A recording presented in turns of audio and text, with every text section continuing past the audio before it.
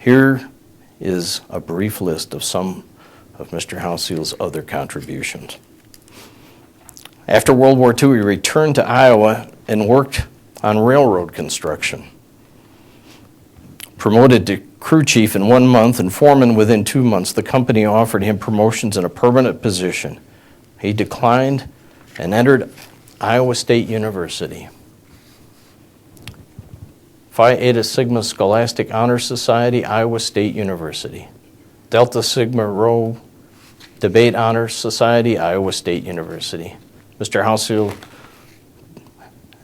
he hosted the debate radio show at the Iowa State University and was a member of the Intercollegiate Debate and Extemporaneous Speaking Team.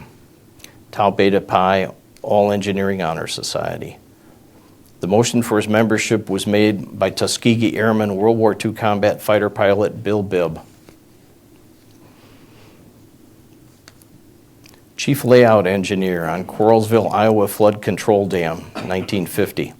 Best job I ever had, he wrote. Note, worst job I ever had, doing polling surveys for farmer for Ames, Iowa Soil Conservation Service. Do cows give milk when good music is playing? I can imagine. Teaching fellow at George Washington University and pay officer for discharged soldiers at Camp McCoy, Wisconsin. He enrolled at the law school at the University of Iowa. Students at the University of Iowa were his studies at the University of Iowa were interrupted when he was recalled to active duty for the Korean War. After the Korean War, William returned to law school at the University of Iowa, graduating magna cum laude in 1953. President of the Gamma Eta Gamma Law Fraternity at the University of Iowa. Integrated Gamma Eta Gamma, bringing in Vic Monroe, a World War II armor officer and a combat veteran who became the first black member of the fraternity in the nation. He wrote for Iowa Law Review and was on the board of editors for the Iowa Law Review.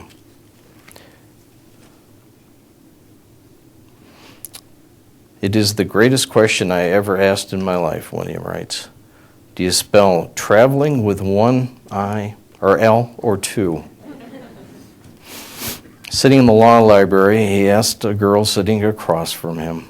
She answered, both are correct, one is preferred. He noticed the miraculous medal on her watch band. Later they went for a hamburger.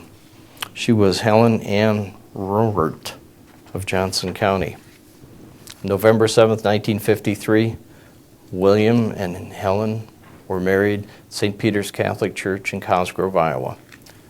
William and Helen moved to Washington, D.C., where he attended George Washington University, earning his Master's of Law degree in antitrust and serving as a teaching fellow. They moved back to Iowa, and William took a job as patent attorney with Amana Corporation. They moved to Benton Harbor, Michigan, William taking a position as patent attorney with Whirlpool Corporation, 1957. He retired from Whirlpool as assistant secretary of the corporation and officer in 1986. William Houseal hired the first female attorney employed at Whirlpool.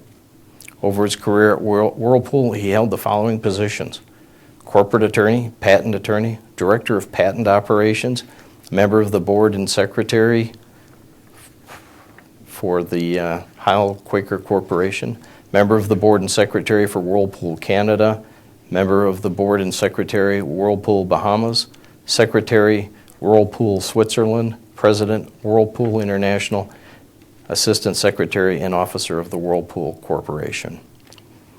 After retirement from Whirlpool, he joined the law firm of Kinney, Cook, and Lindenfeld. William and Helen built a home on Sunset Drive in St. Joseph, Michigan in 1961. The Cold War was at its peak, so they built a bomb shelter in the furthest part of the basement and kept it stocked with food. Bill and Helen still live in that home. 9 children were born of William and Helen's marriage between 1955 and 1966. Matthew was the eldest, born in Washington, D.C., followed by Timothy, Stephen, Anne, Joseph, Elizabeth, David, John, and Maria. Influenced by his example, several entered military service and retired as a colonel after 26 years of active duty with the Air Force. David entered the Naval Academy, and John went through Air Force ROTC. Steve served as a tank crewman and armor officer, of which his father always remarked, quote, "I hate tanks."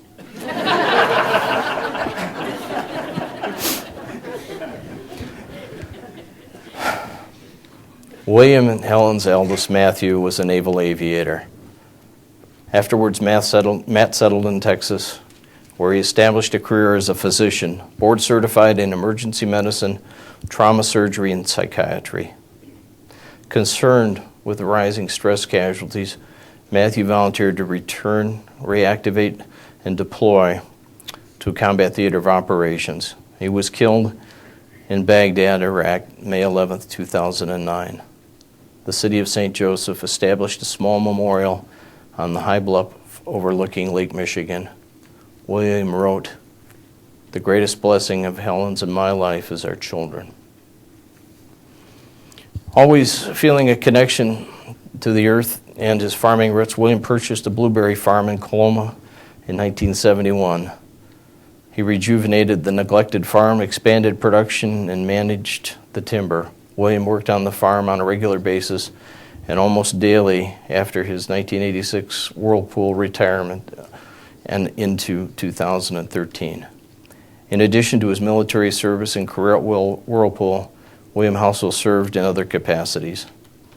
Chairman of the board of the First Resource Federal Credit Union, member of the St. Joseph City Commission, mayor pro tem, head of the Blue Ribbon Committee to rewrite city ordinances for federal compliance for urban renewal, board for urban renewal of St. Joseph, chairman of the board of review for tax and assessment valuations, board of directors, Benton Harbor Soup Kitchen, tutor, Lakeshore Elementary, land preservation committee, retired senior volunteer patrol, board of directors and secretary, Twin Cities Airport, president Home and School Association, St. Joseph Catholic Schools, president, St. Joseph Parish Council, advisory board, St. John's Provincial Seminary, Plymouth, Michigan, charter member, Diocesan Board of Education, Lansing, longtime member and contributor to the YMCA, played weekly racquetball there for decades, played bridge several times a week at the St. Joseph Lincoln Senior Center.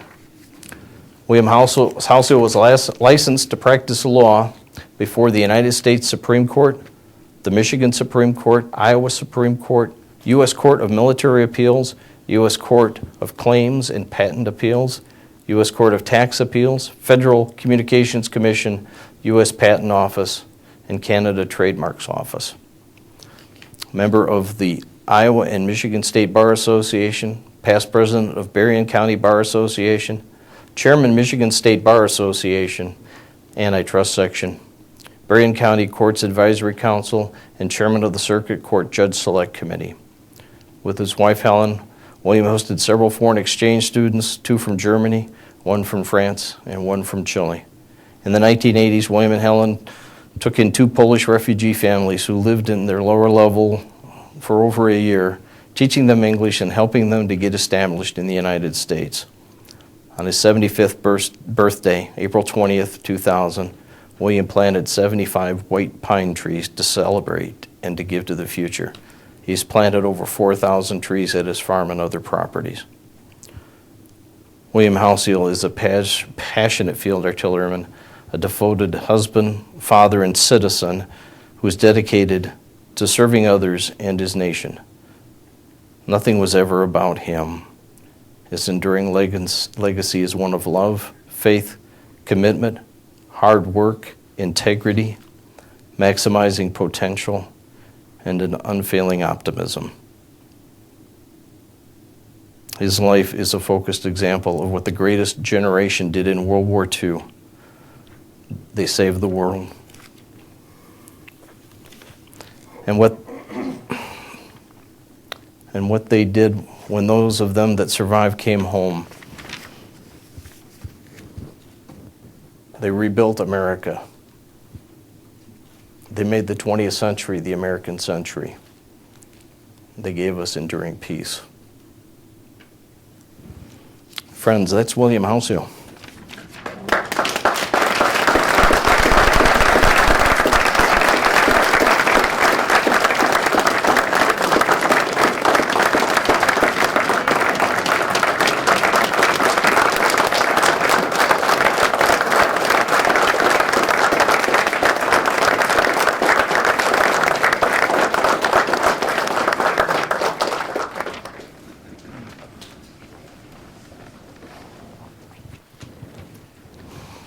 Good afternoon. I'm Lieutenant Scott Myers, the battalion commander of the 1st, the 119th Field Artillery, and I'm going to read you about the genesis of the Field Artillery. Before I do, I wear this medal, and boy, hearing that resume, I feel a little bit meek wearing it today, because what an awesome contribution you made, not only to the Field Artillery and our nation, but to your family and friends and community as well. That's just an awesome biography that was read by General Nevin. In addition, I wondered today, the 1st 119th Field Artillery also served at Battle of the Bulge, and I wonder if at one time you called for fires from the battalion that I currently serve. So on a lighter note, the genesis of the Field Artillery. In the beginning, there was chaos, and the chaos was the infantry, the queen of battle. However, the queen was alone, and fear was with the infantry. So she cried to the Lord, saying, "Lord, save us, for we are afraid." And the Lord heard her grunts and set some of the infantry on beasts of burden. And these he called cavalry. And the cavalry became armor, General Nevin. General Nevin used to be an armor officer, just like Lieutenant Colonel Houseal. And when the Lord saw what he had done, he laughed, saying, "Well, you can't win them all." As time passed, the infantry of the armor again cried out unto the Lord, saying, "Lord, save us, for we are afraid." The Lord heard their cries and decided to end their weeping. The Lord said unto them, "I shall send you a race of men noble in heart and of spirit." And the Lord created the Field Artillery and named them the King of Battle. And the Lord said unto the infantry and the armor, "When it is dark, the king shall light your way. When you need smoke, there shall be smoke. When you need it to rain down death and destruction upon the enemy, you shall have it." And the Lord gave the king big guns and big bullets. And the infantry and the armor were jealous, for they had none. And the Lord gave the Field Artillery rockets and missiles and nukes. And when the infantry and the armor saw this, they fell to their knees in awesome wonder, saying, "Surely the Lord is on the side of the Field Artillery, the King of Battle." And the Lord said, "Check." And now abide infantry, armor, and artillery, but the greatest of these is the Field Artillery. At this time, Sergeant Major Hahn will read the Legend of St. Barbara.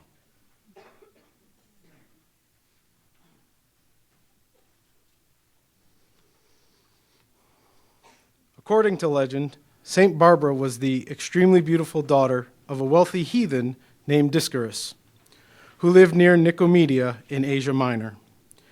Because of her singular beauty, and fearful that she be demanded in marriage and taken away from him, he jealously shut her up in a tower to protect her from the outside world. Shortly before embarking on a journey, he commissioned a sumptuous bathhouse to be built for her, approving the design before he departed. Barbara had heard of the teachings of Christ, and while her father was gone, spent much time in contemplation. From the window of her tower, she looked out upon the surrounding countryside and marveled at the growing things, the trees, the animals, and the people. She decided that all these must be part of a master plan, and that the idols of wood and stone worshipped by her parents must be condemned as false. Gradually, she came to accept the Christian faith. As her belief became firm, she directed the builders redesign the bathhouse for her that her father had planned, adding another window so that the 3 windows might symbolize the Holy Trinity. When her father returned, he was enraged at the changes and infuriated when Barbara acknowledged that she was a Christian. He dragged her before the prefect of the province, who decreed that she be tortured and put to death by beheading. Discurus himself carried out the death sentence. On his way home, he was struck by lightning and his body consumed. St. Barbara lived and died about the year 300 AD. She was venerated as early as the 7th century. The legend of the lightning bolt which struck down her persecutor caused her to be regarded as the patron saint in time of danger from thunderstorms, fires, and sudden death. When gunpowder made its appearance in the Western world, St. Barbara was invoked for aid against accidents resulting from explosions. Since some of the early artillery pieces often blew up instead of firing their projectiles, St. Barbara became the patroness of artillerymen. St. Barbara is usually represented standing by a tower with 3 windows, carrying a palm of a martyr in her hand. Often, too, she holds a chalice and a sacramental wafer, and sometimes cannon are displayed near her. Thank you.